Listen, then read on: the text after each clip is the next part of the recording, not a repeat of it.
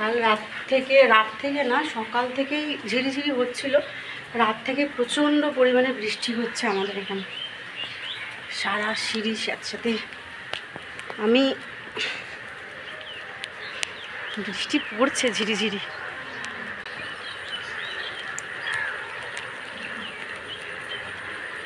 ব্যাঙ ডাকছে, ব্যাঙের আওয়াজ শুনতে পাচ্ছ তোমরা? গো গো করে ব্যাঙ ডাকছে। নাইটিটা মেলা ছিল রাত থেকে, এবার রাত্রেবেলা আমার মনে পড়ছে, কিন্তু তখন মুষলধারে বৃষ্টি হচ্ছে, আমি আর আসতে পারিনি। জয় বেরোলো কাজে এক্ষুনি, তবে ভিজে ভিজেই গেল। আমাদের দুটো ছাতা ছিল, একটা পিঙ্ক কালার আর একটা কালো। তো দেখেছো মনে হয় তোমরা। তো একটা ছাতা যখন নিয়ে গেছিলো কাজের ওখানে, তো ওখানে ফেলে এসেছিলো, জয় খুব ভুলে যায়, ফেলে এসেছিলো। তো একজন নিয়ে চলে গেছে, সে তার বাড়িতে নিয়ে চলে গেছে ছাতাটা। তো জয় আর কিছু বলেনি, নিয়ে চলে গেছে। আবার চাইবে সে নিয়ে আসবে বাড়ি থেকে, এজন্য কিছু বলেনি। একটা ছাতা ছিল কালো, সেটা ঘরে ছিল। ছাতা জয় খুব একটা ব্যবহার করে না, যখন খুব বৃষ্টি হয় তখন ব্যবহার করে। আর আমি তো বাড়ি থেকেই বেরোই না, তো ছাতা সেভাবে আমিও নিই না। তো এখন কাজে যাবে জয়, প্রচণ্ড পরিমাণে বৃষ্টি হচ্ছে এখন। ঝিরিঝিরি বৃষ্টিতেও দেখবে মানুষ ভিজে যায়। এবার স্টেশনে মানে ট্রেন ধরতে ধরতে ভিজে যাবে, আর ওখানেও তো নেমে অনেকটা হাঁটতে হয়। ছাতাটা সারা ঘরে খুঁজলাম, কোথাও খুঁজে পেলাম না ছাতাটা। সারা ঘরে কোনো জায়গায় ছাতাটা নেই। ওই ভিজে ভিজেই বেচারা কাজে গেল। সারা বাড়ি পুরো জল জল, আর অবস্থা খুব খারাপ বর্ষায়। নাইটিটা তুলে আনলাম, মেলতে হবে, এখানে শুকোবে না নইলে। পুরো ভিজে গেছে সারা ঘরে। আমি যেখানে ছাতা রাখি টিভির ওই নিচের জায়গাটায়, সারা ঘরে ছাতা খুঁজলাম, ছাতা কোথাও নেই। জানি না ছাতাটা কোথায় গেল। আমি তো, মা যখন আসে মা ব্যাগে করে ছাতা নিয়ে আসে, বোন আর সবাই ওরা ছাতা ক্যারি করে সব সময়, আর আমি তো কোথাও বেরোই না। সারা ঘরে ছাতাটা খুঁজলাম, দেখা যাক বেলার দিকে আরেকটু খুঁজবো। যেখানে রাখি না সেখানেও খুঁজেছি, পাইনি। এখান থেকে যেটুকু হাওয়া বাতাস আসে সেখান থেকেই শুকাবে। এই যে এখানে মেলে দিয়েছি, এই দেখো পুরোটাই ভিজে গেছে, স্যাঁতস্যাঁত করছে, মানে স্যাঁতস্যাঁত না, পুরো ভিজে।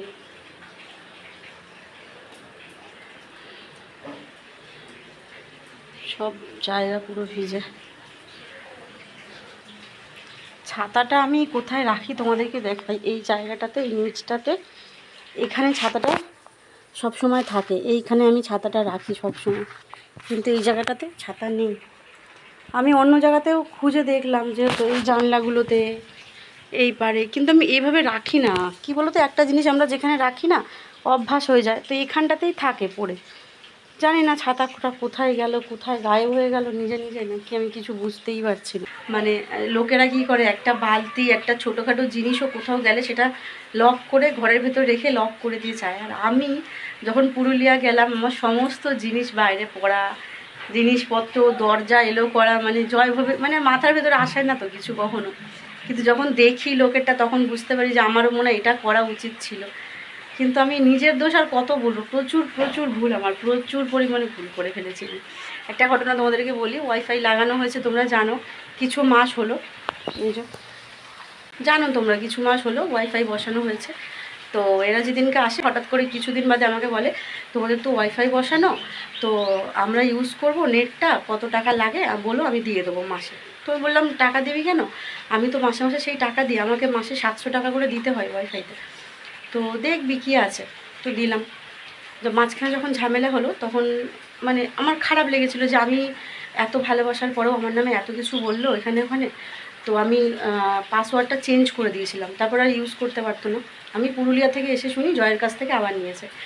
জয়ও আমাকে কিছু বলেনি, এসে শুনছি যে নিয়েছে, পাসওয়ার্ডটা আবার নিয়েছে। তো আমি আবার চেঞ্জ করে দিয়েছি। দেওয়াতে আমি দেখাচ্ছি তোমাদেরকে।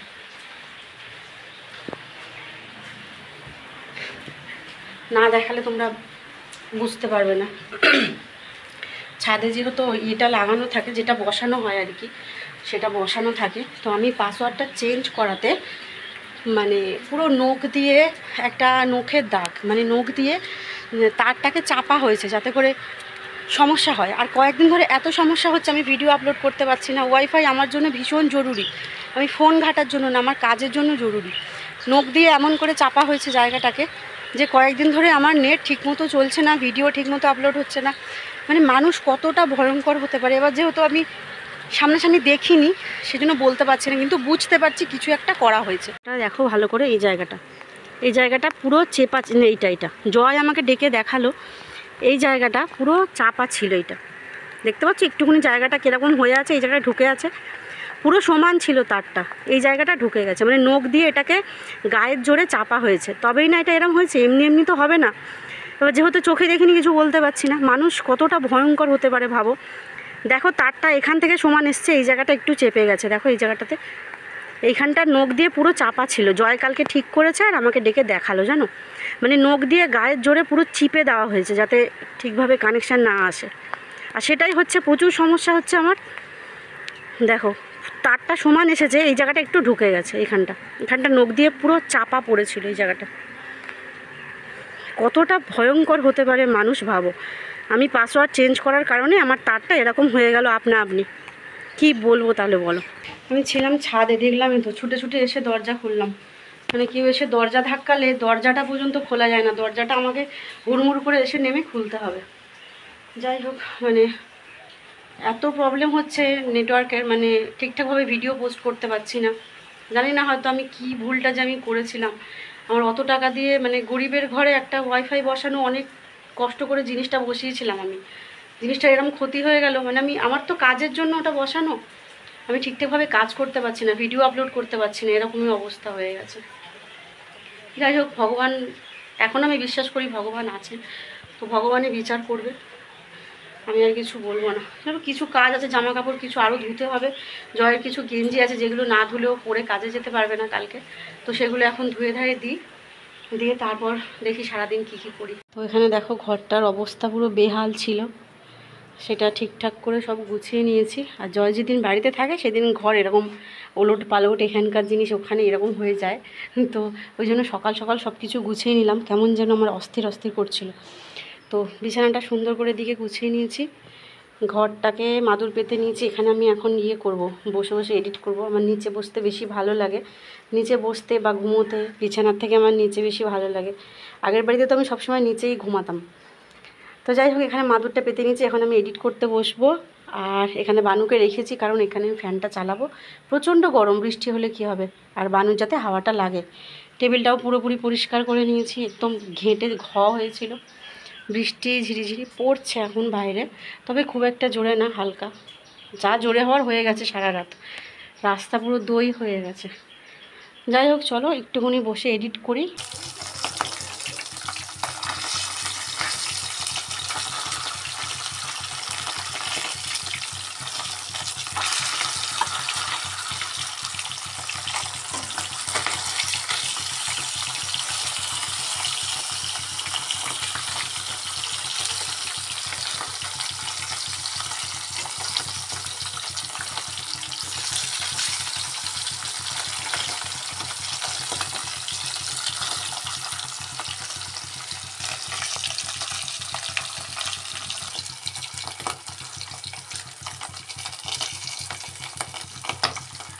ফোন করেছিস? হুম।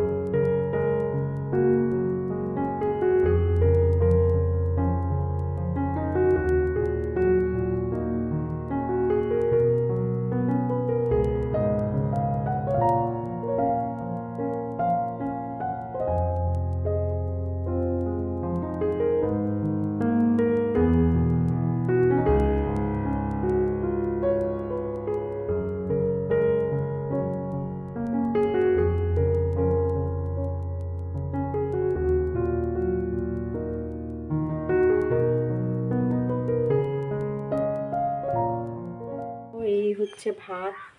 আমি এতটা ভাত খাবো না, অর্ধেক নেব আর অর্ধেকটা জল ঢেলে রেখে দেবো, রাতে খাওয়া হয়ে যাবে। কারণ আজকে তো ঠান্ডা ঠান্ডা ওয়েদার, তো নষ্ট মনে হয় না হবে বলে। তো ভাত আছে আর এখানে মাছ ভাজা, মাছ ভাজলাম একটু আগে। তো এই মাছ ভাজা একটা এর থেকে নেব আর বাকিটা থাকবে, রাতে ঝাল করব। ঝাল কি ঝোল কিছু একটা করে নেব। তো এইটাই এখন হচ্ছে আমার দুপুরের খাবার। তো এখন অনেকটাই সন্ধে হয়ে গেছে, মানে পুরো অন্ধকার হয়ে গেছে চারিদিকটা। বাড়ির চারিদিকটা যেহেতু অন্ধকার, আর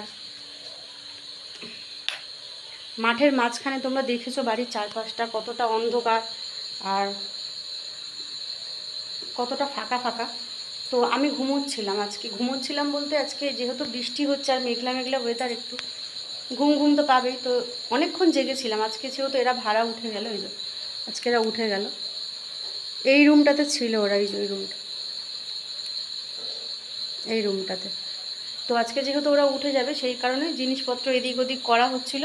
তো সেই জন্য আমি ঘুমোইনি, মানে একটা হয় না জিনিসপত্র আওয়াজ হলে এটা ঘুমোয় না, আমি জেগেছিলাম, টিভি দেখছিলাম। দেখতে দেখতে কখন যেন আমার চোখটা একটু লেগে গেছে, দুপুরের দিকে, হয়তো বিকেলের দিকে চোখটা লেগে গেছে, দুপুর না। আমি আজকে খেয়ে উঠেছি অনেকটা বেলাতে। তো খেয়ে ওঠার পরে আমি একটু এডিট করছিলাম, আমার এডিটের কাজ বাকি ছিল সেটাই করছিলাম। তো তারপরে কখন আমি মানে আমার চোখটা লেগে গেছে। তো তারপরে আমি ঘুম থেকে উঠেছি, উঠে আমি এক দিদির সাথে কথা বলছিলাম। প্রায় 1 থেকে 1.5 ঘন্টার কাছাকাছি, 1 ঘন্টা পার হয়ে গেছে, 1.5 ঘন্টার কাছাকাছি আমি দিদি আর আমি গল্প করছিলাম ফোনের মধ্যে। তো তারপর আমি উঠেছি, উঠে দেখি, আমি বুঝতে পেরেছি অনেক আগে, হয়তো কখন চলে গেছে সেটা জানি না, ওরা যাবে এটা আমি জানতাম। আমি বেলার দিকে জানতে পেরেছি, যখন এইসব জিনিসপত্র বাইরে বার হচ্ছে, গোছাগাছি করছে, তখন বুঝতে পেরেছি। তো তখন বাথরুমের কথাটাও বললাম, যেহেতু 1 মাস বাথরুমটা ইউজ করছে, একবারও পরিষ্কার করেনি, তো বললাম বাথরুমটা পরিষ্কার করে দিতে। আগেও অনেকবার বলা হয়েছে, আজকে যেহেতু চলে যাচ্ছে সেই কারণে আমি বলেছি, কারণ 4 জন ছিল অনেক দিন, তো সেটা তো পরিষ্কার করার তো আমার দায়িত্ব না, আমি বলেছি। তো বলছে হ্যাঁ করে দেবো, বেরোনোর সময় করে দিয়েছে। তারপর আমি দরজা বন্ধ করে শুয়ে পড়েছিলাম, টিভি দেখছিলাম, দেখতে দেখতে কখন চোখটা লেগে গেছে।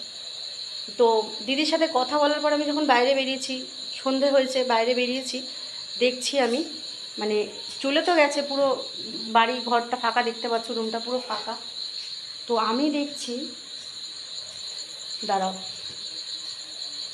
বাড়ির আশপাশটা তোমরা দেখেছো কতটা ফাঁকা, মাঠের মাঝখানে এই গেটটা, এই দেখো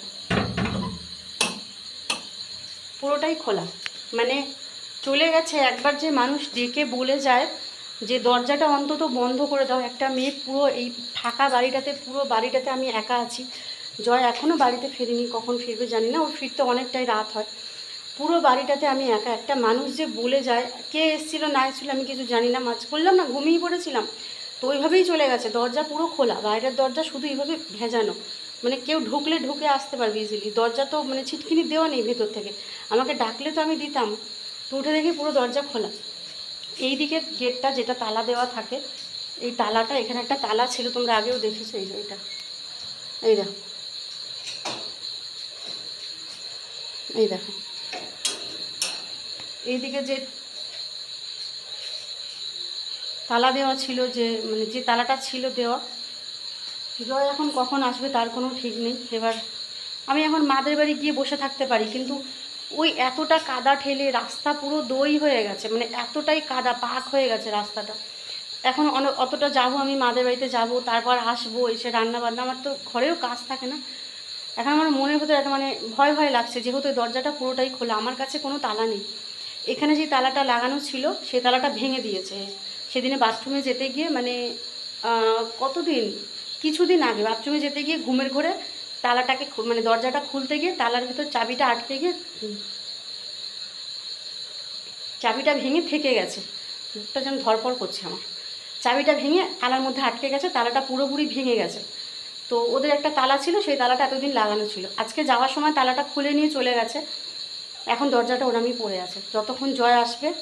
এবারে বলতে হবে, জেঠিমাকে একবার আমি জানিয়েছিলাম, কোনো রিয়াকশান আসেনি, যে তালাটাও ভেঙে দিয়েছে, কোনো কিছু আসেনি। তো জয়কে বলেছি আরেকবার জানাতে, তালা না দিলে এবার আমাদেরকে তালা কিনতে হবে। মানে বুঝতে পারছো কত, মানে অনেক কিছু ক্ষতি হয়েছে আমার, অনেক কিছু, মানে একটা তালার এখন অনেক দাম, 100, 150, 200 নিচে এখন তালা পাওয়া যায় না, দরজার একটা ভালো তালা অনেক দাম এখন। আর আমাদের মানে এখন এমনই সিচুয়েশান চলছে, এমন পরিস্থিতির মধ্যে দিয়ে আমরা যাচ্ছি, মানে বলে বোঝাতে পারবো না।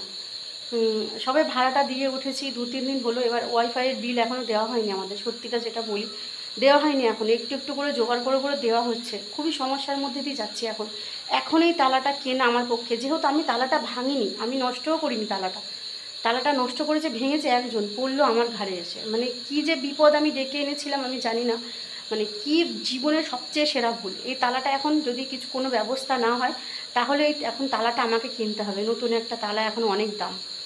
এখন রাতটাও কাটুক, আজকে রাত অবধি জয় যতক্ষণ না আসছে এভাবে আমাকে থাকতে হবে ভয় ভয়, কারণ দরজা খোলা, পুরো মাঠের মাঝখানে বাড়ি, এদিকের দরজা তো এমনি খোলা ছিল,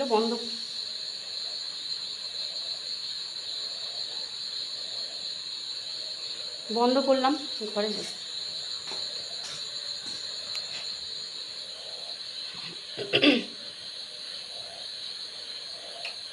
এটাই আছে, এটা দিয়ে আমি এখন ঘরের মধ্যে বসে থাকি। বাইরে তালা দেওয়া যাবে না, বাইরে তালা ভাঙা, এবার না তালার ব্যবস্থা না হলে কিনে আনতে হবে। আমি ক্ষতি করিনি, ক্ষতিটা আমার ঘরের মধ্যে এসেই পড়লো। এখন একটা তালা কেনা মানে অনেক খরচা, কিছু করার নেই। বিপদ যেহেতু আমি ডেকে এনেছি, কিছু মানুষের বিবেক বুদ্ধি কাজ করে না, যে একটা মেয়ে ঘরে আছে ঘুমোচ্ছে, যে বলে যাই অন্তত ডেকে যে দরজাটা অন্তত বন্ধ করে নাও, দুটো দরজা খুলেই চলে গেছে। আমি তো জানি না, আমি অন্ধকারের মধ্যে একটা তো কোনো বিপদও ঘটতে পারতো। মানুষের কি ক্ষতি যে আমি করেছি, মানুষকে বাঁচিয়ে, মানে সে বলছিল বাঁচবে না, সেখান থেকে তাকে, যাই হোক, তার পাশে দাঁড়িয়ে তাকে আমি এখানে এনেছিলাম। এইটা যে আমার সাথে হবে এটা আমি সত্যি কল্পনাও করতে পারিনি স্বপ্নে। যাই হোক, এখন আমি সন্ধ্যেটা কাটুক, জয় আসুক, তারপর তোমাদের সাথে দেখা হচ্ছে। ততক্ষণ আমি এভাবেই বসে থাকি ভয় ভয়, আর কি করব। আমার এটা পাওনা ছিল, পেয়ে গেলাম, আর কি বলবো। আর যাই হোক, চলো আবার এডিট করি, কিছুক্ষণ এডিট বাকি আছে, সেগুলো বসে বসে করি। পিঠ দিয়ে একটা ছানা, এই দেখো, ওরা এখন এখানে বাসা বেঁধেছে। রান্না চাপিয়েছি, পটল ভাজা হচ্ছে, এদিকে আলু রাখা আছে। এদের ভরসায় আমি ঘরে আছি, এদেরকে দেখে একটু মনে সাহস পাচ্ছি। জয় এখনও বাড়িতে ফেরিনি, দরজাটা যেহেতু খোলা, এটা লক করা থাকলে অতটা কিছু হয় না। তো এরা ঘোরাঘুরি করছে, আমার কাছে একবার করে আসছে, ছুটে পালাচ্ছে। এদেরকে দেখে আমি সাহস পাচ্ছি, জানো। আমি ভাবলাম রান্নাটা একটুখানি অল্পটা করে রাখি, টমেটো না আনলে রান্নাটা হবে না। তো সেই জন্য পটলটা ভাজা চাপিয়েছি। আর এদিকে এরা ঘুরঘুর করছে, যা কিরে তো মা কই, তোদের মা কই, তোদের মা কই, কি রে, কি রে। এরা এখন এখানে বাসা বেঁধেছে, এদের ভরসায় আমি বসে আছি। এরা আমাকে বাঁচাবে, তাই তো? তোরা বাঁচাবি আমাকে? 3টে ছানা দেখো। একজন কমেন্ট করেছো যে ওদেরকে ছেড়ো না, কিছু করার নেই। আমি ছাড়বই বা কোথায়, আমি ছাড়তে পারবো না কখনোই। এদের উপরে এমন একটা মায়া পড়ে গেছে, আমি জানি না কি করব আমি এদেরকে নিয়ে। এটা তো আমার বাড়ি না, এদেরকে আমি রাখতে হয়তো বেশি দিন পারবো না, কারণ এটা আমার বাড়ি না, যেহেতু আমি ভাড়া বাড়িতে থাকি, কোনোভাবেই সম্ভব নয়। তো জানি না আমি এদেরকে কি করব। এদের উপর একটা যেন আমার আলাদাই মায়া পড়ে গেছে। চুপটি করে কেমন বসে থাকে দেখো তো, কি করব আমি এদেরকে নিয়ে। তো দেখছে কেমন করে। কি রে, কি? ওই বস্তাটা পাতা রয়েছে, ওর মধ্যে চুপ করে বসে আছে, দেখো দেখো। আর একজন ওখান থেকে দেখছে আমাকে, দেখো। কি রে, ওই এখানে দেখছে একজন, দুজন। এরা আছে বলে একটু সাহসে আমি রান্না করছি, জানো।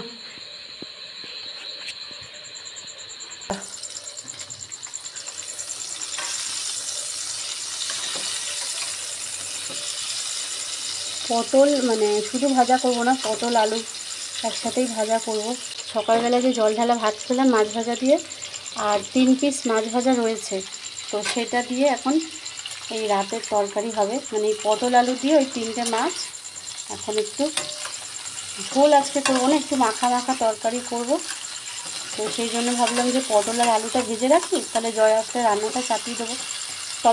টমেটো না দিলে না তরকারিটা ভালো লাগে না, তো টমেটোটার জন্যই অপেক্ষা করা।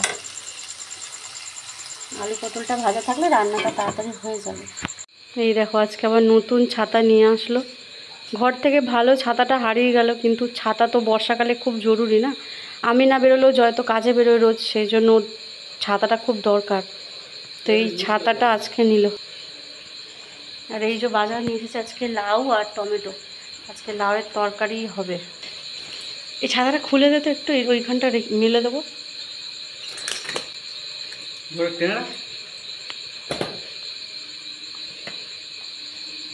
এটা থাক ছাতাটা, জল ঝরে যাক তারপর তুলে রাখবো। তুই আসলি মনে একটু সাহস আসলো আমার। সন্ধ্যে থেকে বিড়ালগুলোর ভরসায় রান্না করছিলাম, তালা নেই ঘরে, কি করব, ঘুমোচ্ছি, উঠে দেখি দুটো দরজা পুরো খোলা। ডেকেও যায়নি যে দরজাটা বন্ধ করো বা কিছু, ওরমই ছিল খোলা। সন্ধ্যে থেকে পুরো মানে ভয় ভয় আছি যে দরজা খোলে একে মাঠের মাঝখানে। তালা এখন ব্যবস্থা না হলে আমাদেরকে কিনতে হবে, আমাদের ঘাড়েই পড়বে। তালা তো ভাঙিনি, আমি তো জানিয়েছিলাম যে তালা ভাঙিনি, তালা ভেঙে দিয়েছে ওরা, কিন্তু কোনো তো কিছু হয়নি।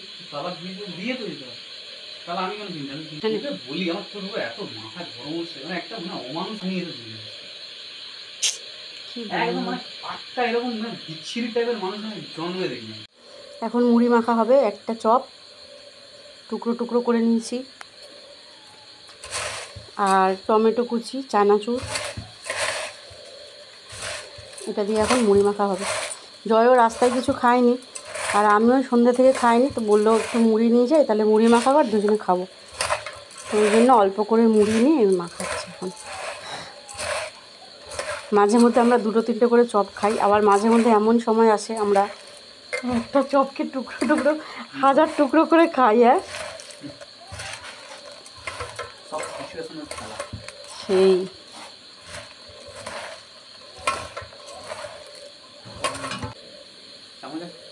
দিচ্ছে চামচ ধর।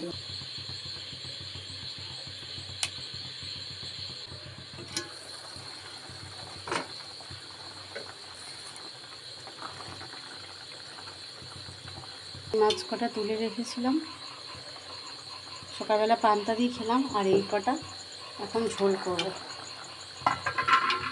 মাছটা ভেবেছিলাম ঝাল মতো করব, তারপর ভাবলাম যে পটল যখন আছে তাহলে একটু ঝোল ঝোল করে নিই,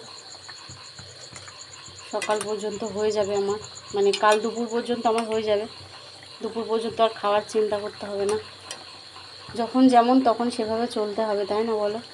এদিকে ফুটুক, আর একটু ফুটুক, মাছটা তো সবাই দিলাম।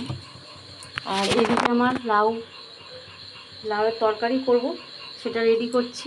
লাউটা জলে ভিজিয়ে রেখেছি, ভিজিয়ে রাখতে নেই, আমি এমনি দেবো বলে রেখেছি। আর এদিকে লাউয়ের দেখো কত দানা বেরিয়েছে, মানে লাউটা বুড়ো হয়ে গেছে, বুঝতে পারিনি জয়। এইটুকু রেখে দিয়েছি ডাল করব বলে কালকে এটা দিয়ে, আর এইটা এখন তরকারি করব লাউয়ের। কত দানা, শক্ত দানাগুলো একদম। যাই হোক, লাউটা চলো কুচি কুচি করে নিয়ে তারপর লাউয়ের তরকারিটা করে নেবো। আগে এটা হয়ে যাক মাছের ঝোলটা, তারপর লাউটা বসাবো।